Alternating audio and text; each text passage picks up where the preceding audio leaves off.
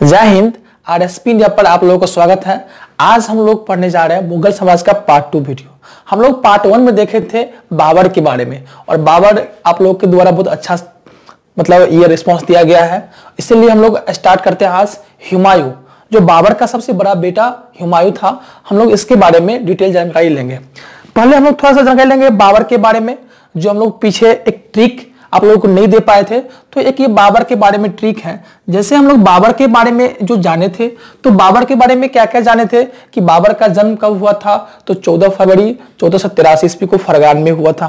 उसके पिता कौन थे, तो उमर शेख मिर्ज थे। उसकी माता कौन थी, तो कुतुब निगार खानम थी।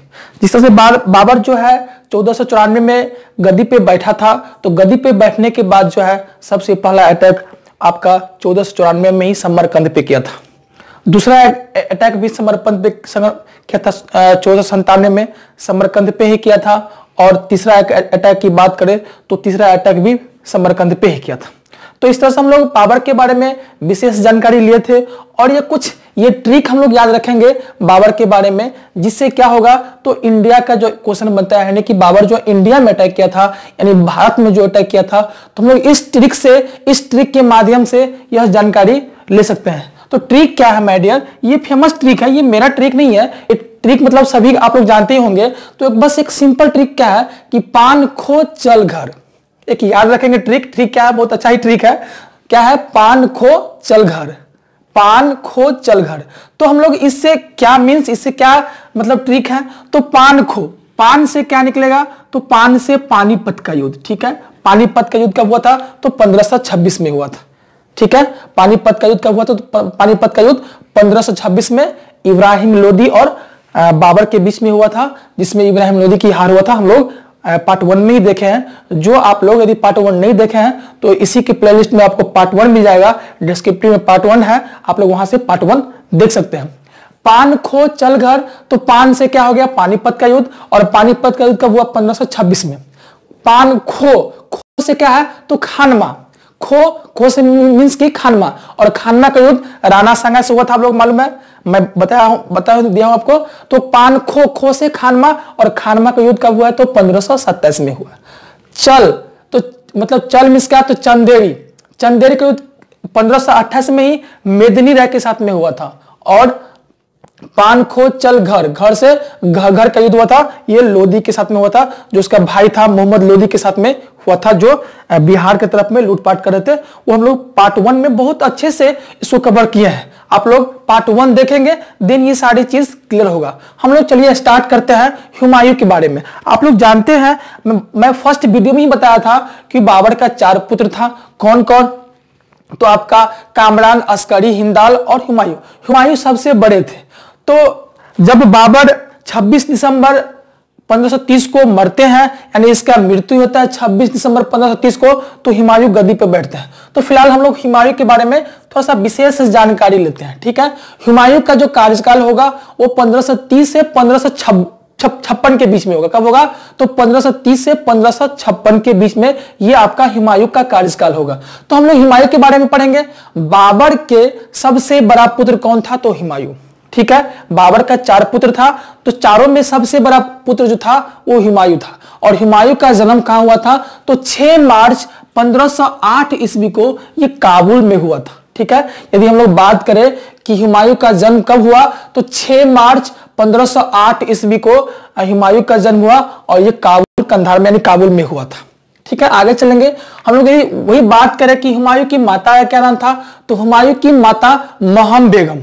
ठीक है, हुमायूं की माता जो थी वो महम बेगम थी, और हुमायूं का एक बहन भी था, जिसका नाम था गुलबदन बानो बेगम। ठीक है, यानी यहां से एक क्वेश्चन पूछता है कि हुमायूं नामा किसने लिखा है। ठीक है, ये छोटे छोटे exam like group D, NTPC या पीसीएस के एग्जाम में भी ये क्वेश्चन यहां से बनता है कि हुमायूं नामा किसने लिखा है। आपका बीपीएससी कई बार या स्टेट लेवल का जितना सारा पीसीएस एग्जाम होता है, तो इस तरह से क्वेश्चन पूछता है। तो यहां से कुछ क्वेश्चन आपको बनेगा कि हुमायूं नामा किसने लिखा है, तो हुमायूं नामा हुमायूं का बहन ही, जिसका नाम था गुलबदन बानो बेगम, उसी ने ही हुमायूं नामा लिखा है माय डियर। आगे हम लोग चलेंगे।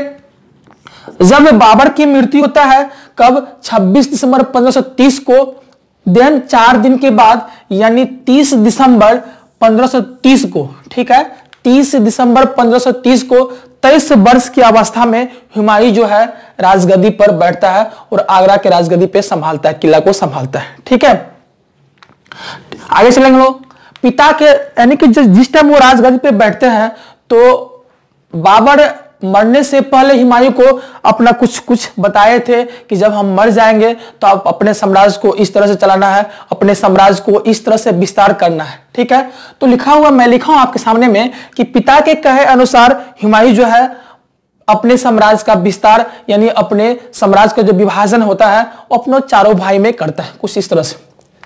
कामरान, हुमायूं के बाद जो भाई होता है कामरान, तो कामरान को काबुल तथा कंधार देता है, यानी हुमायूं क्या करता है, अब अपने साम्राज्य को बांटता है। जब बाबर मरते हैं तो मरते वक्त में हुमायूं को कुछ उपदेश दिए होते हैं कि यदि मैं मर जाऊंगा तो क्या करना, साम्राज्य को चारों भाई में आपस में बांट लेना, नहीं तो तुम लोग, यह साम्राज्य बहुत विशाल है, इसको तुम लोग नहीं चला सकते हो।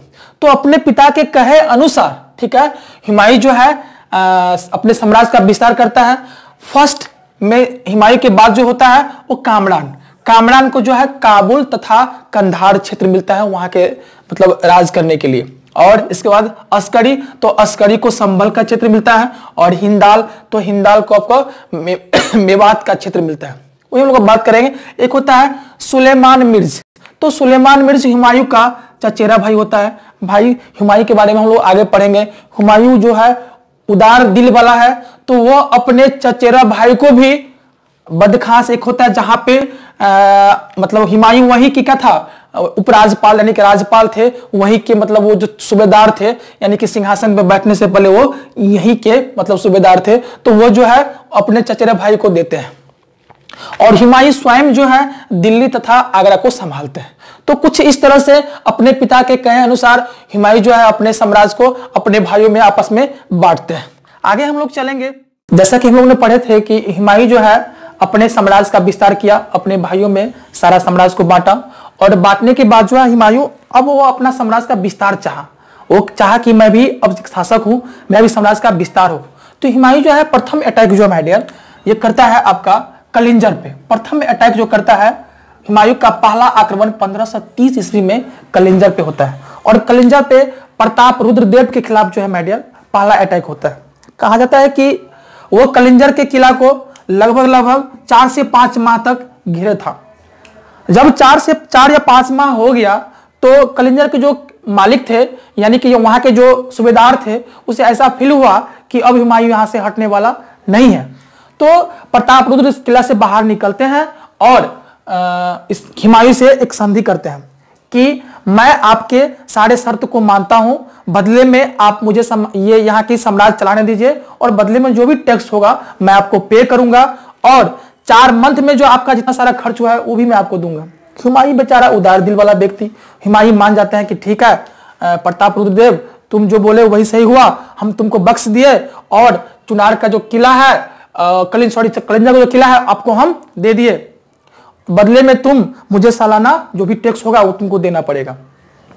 अब हुमायूं वहां से वापस आते हैं और पहुंचते हैं दोहरिया इसलिए पहुंचते हैं माय डियर क्योंकि जिस टाइम हुमायूं जो है कलिंजर पर अपना अटैक या अपना अभियान चला रहा था तो उस टाइम दोहरिया के आसपास का क्षेत्र है, वहां पे मोहम्मद लोदी, जो हम लोग पिछले वीडियो में पढ़े थे बाबर जो जिस टाइम दिल्ली पे अटैक किया था और इब्राहिम लोदी को हराए थे, तो इब्राहिम लोदी के छोटा भाई तो था कौन, मोहम्मद लोदी। तो मोहम्मद लोदी जो भाग करके बंगाल साइड में आ गए थे, तो बंगाल की तरफ से मोहम्मद लोदी उस टाइम कभी यूपी में, कभी बिहार में, कभी जौनपुर में, उस इलाके में अपना लूटपाट करते थे। तो यह सूचना मिला था हुमायूं को। तो हुमायूं कलिंजर के युद्ध समाप्त करने के बाद आगे बढ़ता है और एक युद्ध होता है 1532 में, ठीक 2 साल बाद दोहरिया का युद्ध। यह होता है मोहम्मद लोदी के साथ में और मोहम्मद लोदी से युद्ध होता है जिसमें मोहम्मद लोदी को हुमायूं बड़ी आसानी से हरा देते हैं और हराने के बाद जौनपुर, बिहार सहित अधिकांश क्षेत्र पर अब हुमायूं का जो है साम्राज्य हो जाता है। अब आगे हुमायूं एक और युद्ध लड़ते हैं, ठीक है, 1532 में ही एक युद्ध लड़ता है, चुनारगढ़ का घेरा। चुनारगढ़ का घेरा होता है किसके खिलाफ में, मान लो एक चुनारगढ़ का किला है, इस किला को हुमायूं घेरते हैं और लगभग 3, 4, 5 माह इसको भी घेरते हैं। और इसमें जो था शेर खां, चुनारगढ़ का जो किरदार थे वो अफगान के सबसे शक्तिशाली शासक थे शेर खां। शेर खां को ऐसा महसूस होता है कि नहीं, अब हुमायूं नहीं मानने वाला है, तो शेर खां इस किला से बाहर निकलते हैं माय डियर, और हुमायूं से एक संधि होता है। संधि में जितनी सारी खर्च यहाँ भी हुमायूं का हुआ था सेना को अपने इन्वेस्ट में, वो सारे पैसा जो है हुमायूं को मिलता है और बदले में बोलता है कि मैं प्रत्येक साल में आपको 10 लाख दिनार दूंगा। और शेर खां जो है अपना एक बेटा को हुमायूं के दरबार में वफादार के रूप में भेज देते हैं। अब हुमायूं जब 3 युद्ध लड़ा यहाँ से। प्रथम युद्ध का 1530 में कलिंजर, दूसरा दोहरिया 1532 में जो मोहम्मद लोदी से हुआ था, और तीसरा था चुनारगढ़ का किला जो 1532 में हुआ था। जब ये हुमायूं 3 युद्ध लड़ते हैं तो थोड़ा सा आगे बढ़ता है और कहां पहुंचते हैं, वहां से लौटने के बाद वो दिल्ली पहुंचते हैं और दिल्ली में थोड़ा सुकून का जिंदगी बिताने के लिए एक नगर का निर्माण करते हैं जिसका नाम है दीन पनाह नामक नगर। हुमायूं जो है दीन पनाह नामक नगर बनाने में व्यस्त हो जाता है। जब वो नगर बनाते रहते हैं तो कुछ दिन के बाद हुमायूं को एक सूचना मिलता है, ठीक है, एक सूचना मिलता है कि महाराज गुजरात के क्षेत्र में एक बहादुर शाह नामक व्यक्ति है, एक बहादुर शाह नामक शासक है जो अपना साम्राज्य का विस्तार कर रहा है। यदि ऐसा होगा तो आने वाला दिन में दिक्कत हो सकता है, क्योंकि माय डियर हुमायूं जो है दूरदर्शी शासक थे और अच्छा शासक वही होता है जो अपना फ्यूचर देखता है। तो हुमायूं को भी ऐसा लगा कि यदि बहादुर शाह कहीं शक्तिशाली हो जाएगा तो मुझे कहीं दिल्ली से उखाड़ कर फेंक न दे। तो इसीलिए इसको दबाने के लिए बहादुर शाह को दबाने के लिए 1535-36 में वो गुजरात की तरफ बढ़ता है। तो जैसे वो गुजरात की तरफ बढ़ता है तो उसे पता चलता है कि इस टाइम बहादुर शाह चित्तौड़ के किला को घेरा हुआ है, और चित्तौड़ के किला की जो वहां की शासिका थी वो थी रानी कन्यावालिस। अब रानी कन्यावालिस कौन थी? ये राणा सांगा की पत्नी थी जो वहां की साम्राज्य को चला रही थी। तो हुमायूं आगे बढ़ता है और इधर बहादुर शाह जाता है चित्तौड़ की तरफ, लेकिन रानी कन्यावालिस जो है हुमायूं को एक पत्र लिखते हैं और पत्र में हुमायूं को अपना भाई की संज्ञा देता है। पत्र में राखी मिठाई कुछ भेजते हैं और बोलते हैं कि हुमायूं आप मेरे भाई हैं, आप मेरे भाई समान हैं, आप मेरा मदद करें बहादुर शाह से। इधर बहादुर शाह भी एक फरमान जारी करते हैं, किसको? हुमायूं को एक फरमान जारी करते हैं और हुमायूं को बोलते हैं कि महाराज आप इस युद्ध में इंटरफेयर न करें, इस युद्ध में हस्तक्षेप न करें, क्योंकि यह युद्ध नहीं, यह एक जिहाद की लड़ाई है, यह एक हिंदू मुस्लिम की लड़ाई है।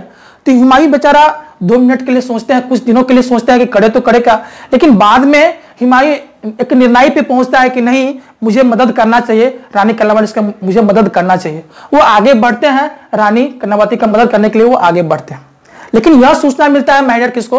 बहादुर शाह को यह सूचना मिलता है कि हुमायूं जो है इसकी मदद करने के लिए आ रहा है। तो बहादुर शाह बेचारा तेज व्यक्ति थे, वो क्या करते हैं, फटाक से रानी कन्यावती से एक संधि करते हैं और संधि में ढेर सारा सोना चांदी जो उसे लेते हैं। अब रानी कन्यावती जो है उसको इसलिए दे देते हैं पैसा वगैरह और इसलिए संधि कर लेते हैं क्योंकि हुमायूं को जो राखी भेजे थे तो हुमायूं रिप्लाई देने में, यानी संदेश को उसको रिप्लाई देने में बहुत समय लगा दिए थे। तो ऐसा इसको फील हुआ था कि हुमायूं मेरा मदद करने वाला नहीं है, इसीलिए वो भी बेचारी उसे अपना संधि कर लेते हैं। ठीक है, अब संधि के बाद जो है जितनी सारे पैसा वैसा होता है, अब ये बहादुर शाह लेकर के अपना चल देते हैं किधर? गुजरात की तरफ। जैसे वो गुजरात की तरफ आगे बढ़ता है, इधर हुमायूं उसका पीछा करते कि नहीं आओ, तुमको गुजरात में ही देख लेंगे। लेकिन पुनः यह सूचना मिलता है किसको? बहादुर शाह को। तो बहादुर शाह क्या करता है, गुजरात नहीं जाकर के पुनः जो है वो पहुंचता है किधर? पुनः चित्तौड़ के किला को जीतता है। उस टाइम चित्तौड़ के पास तो कुछ था नहीं बचा हुआ, सब पैसा तो पहले ही ले लिए थे, सारा सोना चांदी साइना वगैरह भी ले लिए थे। तो तुरंत जो है इसका बहादुर शाह चित्तौड़ के किले को बड़ी आसानी से जीत लेता है। अब यह सूचना मिलता है हुमायूं को सूचना मिलता है कि बहादुर शाह जो है चित्तौड़ के किला को जीत चुका है। हुमायूं को माइटियर बहुत भी गुस्सा आता है। हुमायूं गुस्साते हैं और चित्तौड़ की तरफ अपना अभियान को जारी करते हैं। जैसे ही चित्तौड़ की तरफ अपना अभियान जारी करते हैं, यह सूचना मिलता है बहादुर शाह को, और बहादुर शाह क्या करते हैं? बहादुर शाह डर के वहां से भागने की कोशिश करते हैं और वो अपना चित्तौड़ के बंद किला से भाग निकलते हैं। यहां से इतिहासकारों के अनुसार से, एनसीईआरटी वगैरह के अनुसार से लिखा हुआ है, यदि चित्तौड़ के किला में रहकर बहादुर शाह हुमायूं से टक्कर लेता तो कुछ संभावना बन सकती थी, लेकिन वह डर गए हुमायूं से और वहां से भाग गए। भागे कहां? तो वो पुर्तगालियों के संरक्षण में गए थे। मैं आपको मॉडर्न हिस्ट्री में पढ़ाऊंगा कि जब पुर्तगाली 1498 में इंडिया आए थे तो बहादुर शाह के साथ एक संधि हुआ था, और बहादुर शाह जो है संधि में कुछ पोर्ट वगैरह मतलब आइलैंड वगैरह दिए थे उसको पुर्तगालियों को, लेकिन बाद में पुर्तगाली से वो छीन लिया गया था। तो पुर्तगाली उसे गुस्सा में थे, वो मैं आपको बाद में जब हम लोग स्टार्ट करेंगे मॉडर्न हिस्ट्री तो उसमें पढ़ेंगे।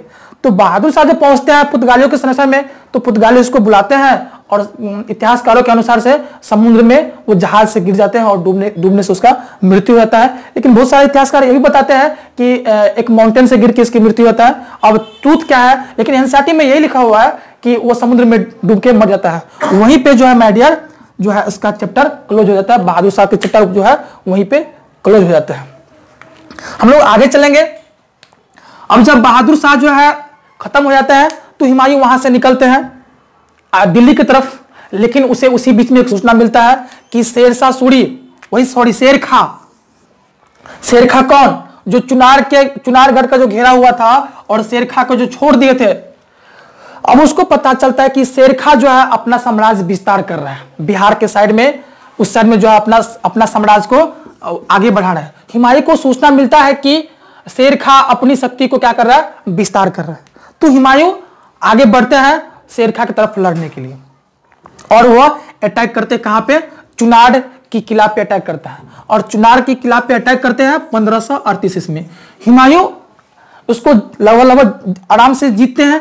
इसी बीच होता क्या है कि शेरखा आसानी से उस किला से निकल करके, धोखा से निकल करके, और रोहतास का जो किला होता है उसको जीत लेता है। रोहतास को किला को धोखा से जीत लेते हैं। अब ये हुमायूं को पता चलता है कि शेरखा जो है चुनार किला छोड़कर भाग गया है और जो है रोहतास किला को जीत लिया है। तो वह रोहतास की ओर कूच करता है। हुमायूं अब रोहतास की ओर कूच किया। जैसे वो रोहतास की ओर कूच करता है, शेरखा वहां से भागते हैं और बंगाल के साइड को, बंगाल का जो उस टाइम राजधानी थे, बंगाल की राजधानी को जीत लेता है। और बंगाल के राजधानी को जीतने के बाद शेरखा जो है हुमायूं को एक पत्र लिखते हैं कि महाराज आप चुनारगढ़ ले लीजिए, रोहतास किला ले लीजिए, जितनी सारी क्षेत्र है वो ले लीजिए, आप मुझे बंगाल पे अपना अधिकार करने दीजिए, और बदले में मैं आपको 10 लाख दिनार भी आपको मैं दूंगा सालाना। लेकिन हुमायूं के दिमाग में आ गया कि नहीं, ये तो है पीठ में छुरा भोंकने वाला व्यक्ति, क्योंकि पहले एक बार हम छोड़ दिए थे, कब 1532 में छोड़े थे, अब तो इसको छोड़ेंगे तो हो सकता है कि वो धोखा देगा।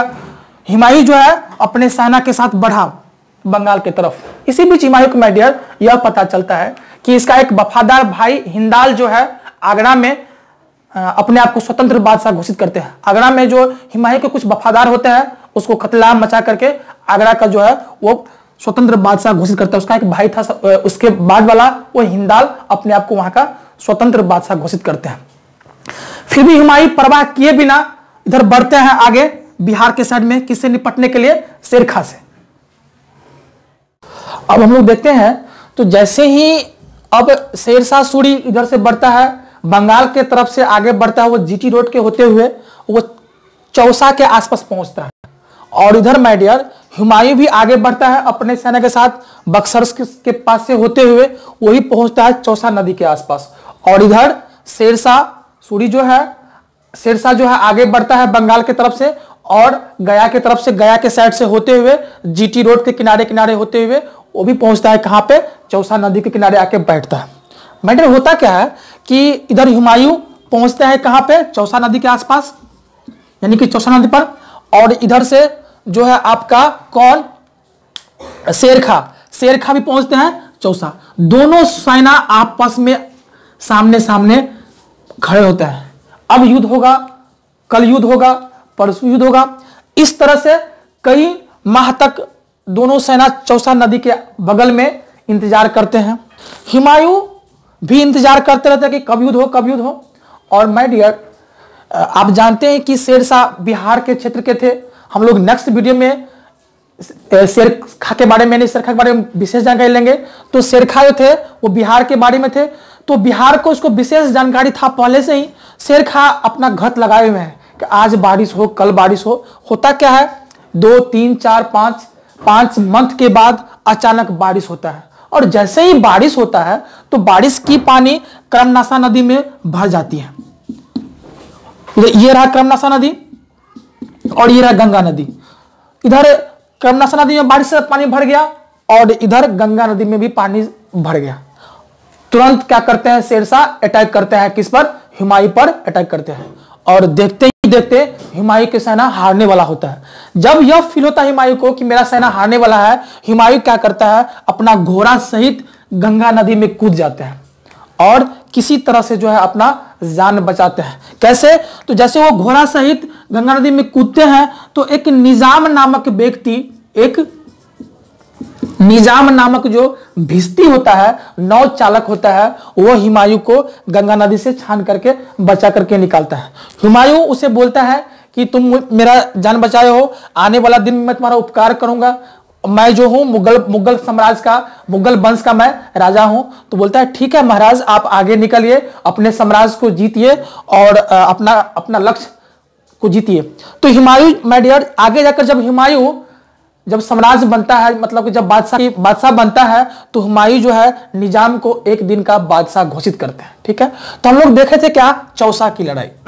तो चौसा की लड़ाई होता कब है कि चौसा की लड़ाई 1539 में इधर से शेरशाह सूरी बंगाल की तरफ से आते हैं और इधर बक्सर के साइड से आता है कौन, हुमायूं। दोनों में लड़ाई होता है और यहां पर शेरशाह आराम से जो है अपना जीतता है।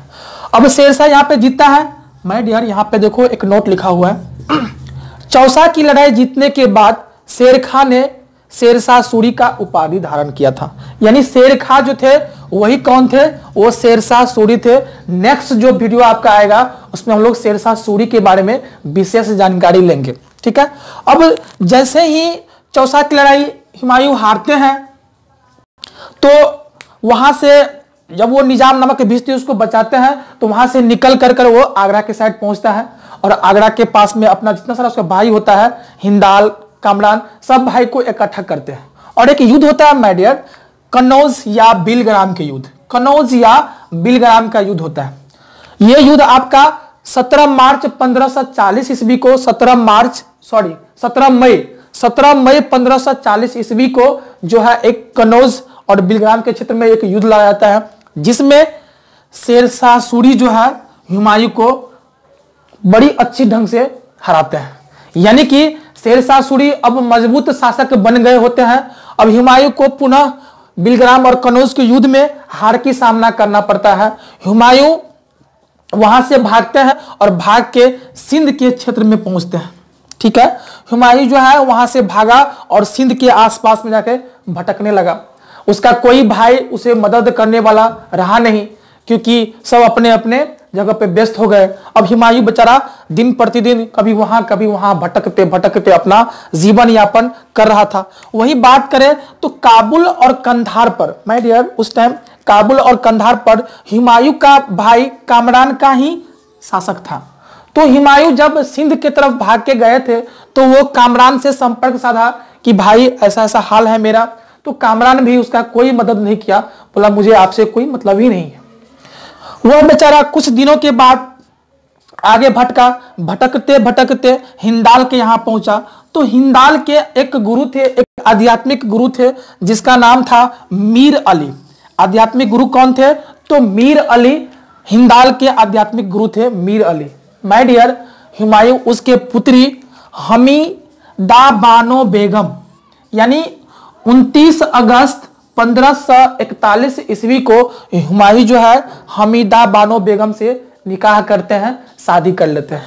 ठीक है, और आगे उसी से यानी कि हमीदा बानो बेगम से ही कुछ दिनों के उपरांत कराहत में जो है कुछ दिनों का उपरांत एक अकबर, उसका जो हम लोग पढ़ेंगे अकबर का जन्म होता है। तो यानी कि अकबर की माता कौन थी, हमीदा बानो बेगम। हम लोग आगे अकबर के बारे में विशेष जानकारी लेंगे।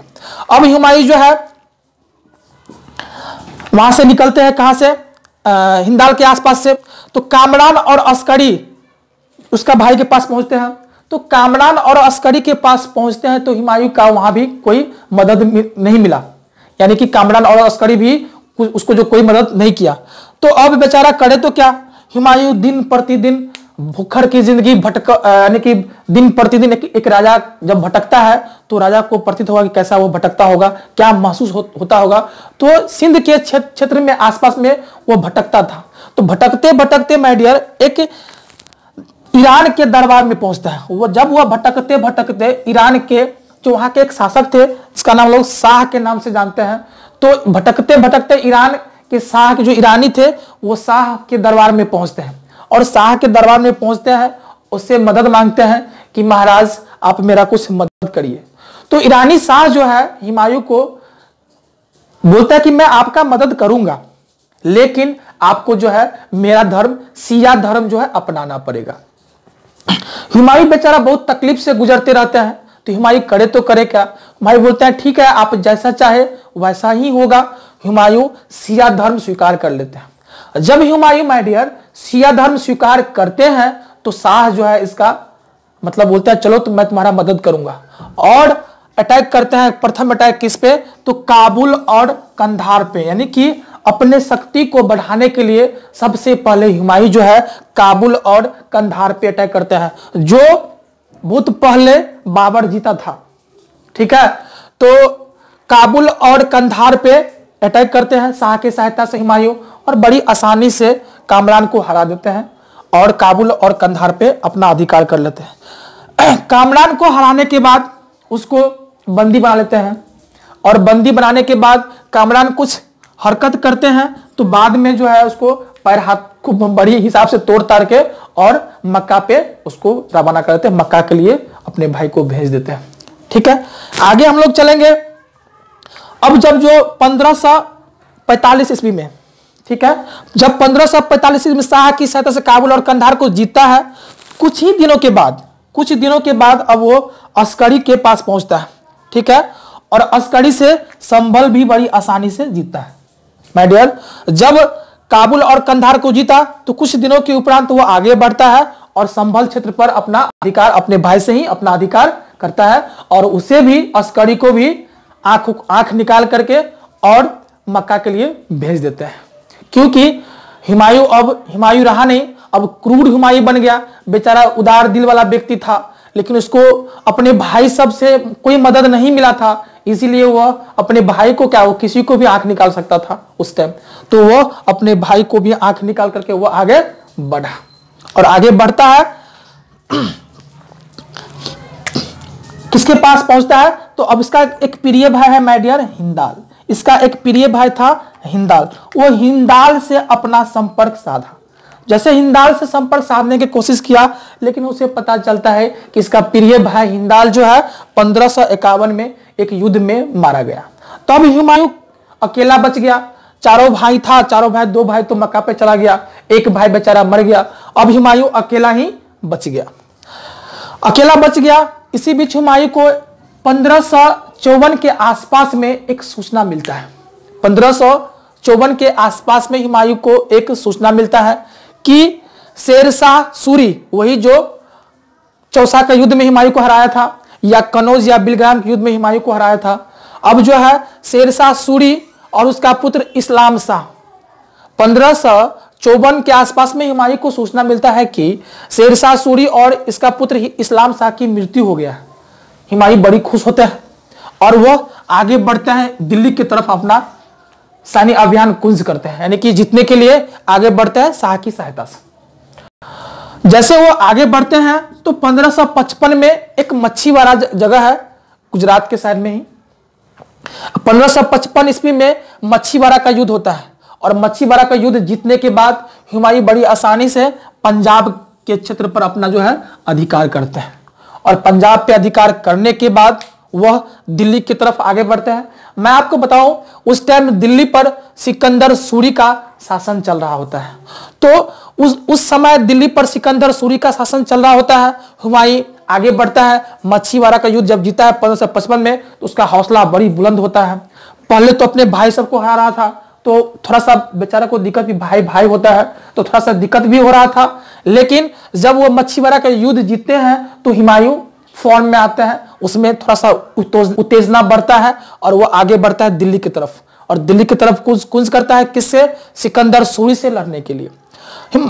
1555 ईस्वी में माय डियर, 1555 में ही वो सरहिंद का एक युद्ध होता है जो हुमायूं का जीवन का अंतिम युद्ध होता है। 1555 में हुमायूं के जीवन का अंतिम युद्ध सरहिंद का युद्ध होता है। बड़ी आसानी से हुमायूं बड़ी कुशलता से सिकंदर सूरी को जो है बड़ी कुशलता से हराते हैं और दिल्ली सहित यानी सरहिंद के युद्ध जीतने के बाद पंजाब, दिल्ली और आगरा के आसपास के इलाके में जो है सभी जगह अब हुमायूं की डंका बजता है। अब हुमायूं इस क्षेत्र का राजा बन जाते हैं।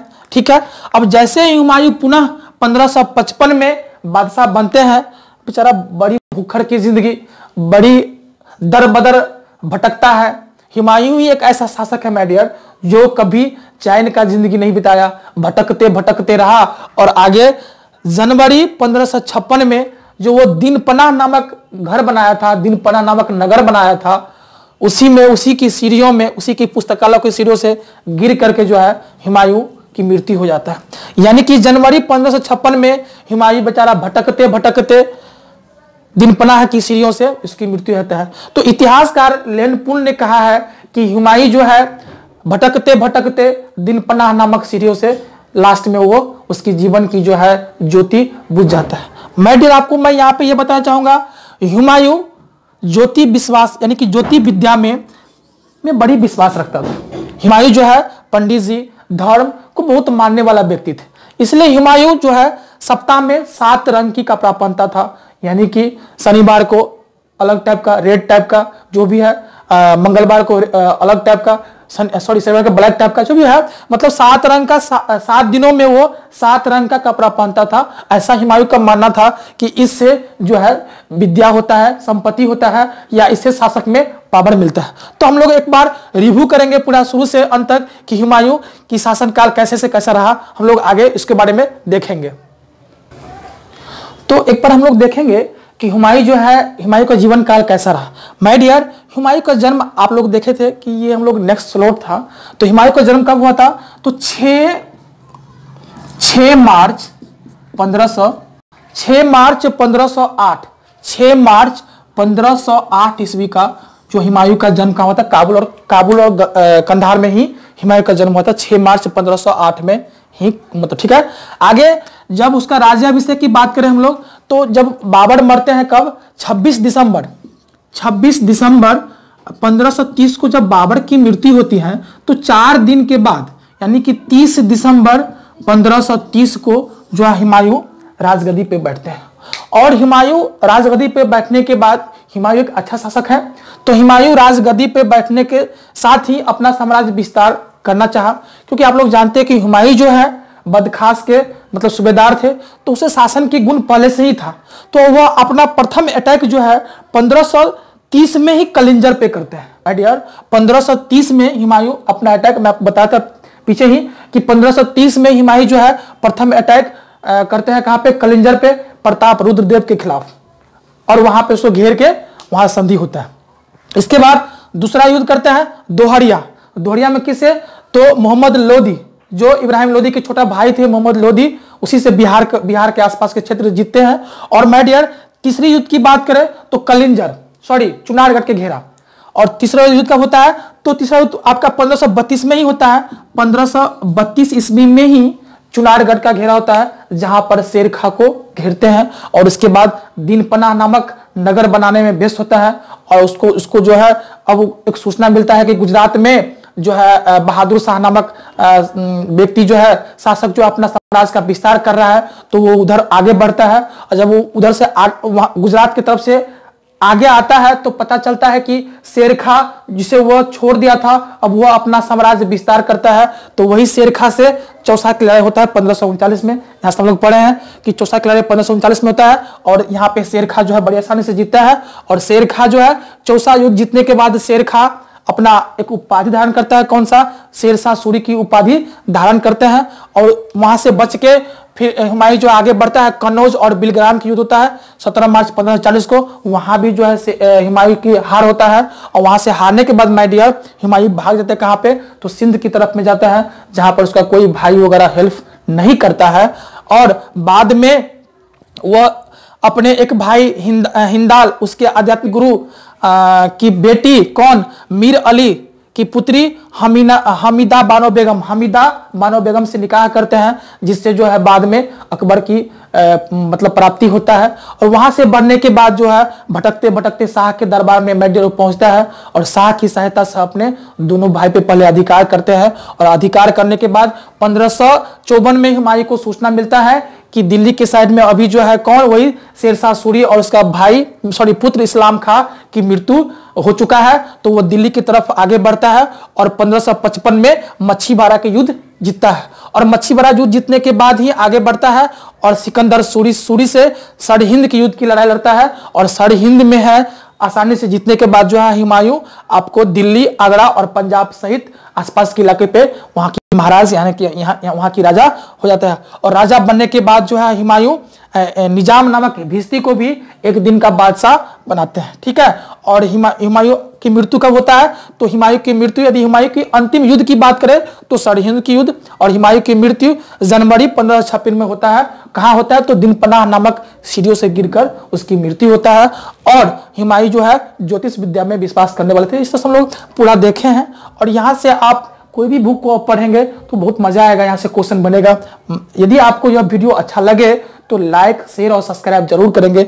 मैं ये बोलना चाहूँ, यदि वीडियो अच्छा ना लगे तो कमेंट जरूर करेंगे कि ताकि मैं उसको सुधार करने की कोशिश करूँ और आगे मैं अच्छा करने की कोशिश करूँ। नेक्स्ट वीडियो आपका आएगा शेरशाह सूरी और शेरशाह सूरी के बारे में। इससे भी अच्छी जानकारी हम लोग लेंगे कि कैसे शेरशाह सूरी ने अपने साम्राज्य का विस्तार किया और कैसे सूर्यवंश की स्थापना हुआ था। जय Hind. Thank you very much.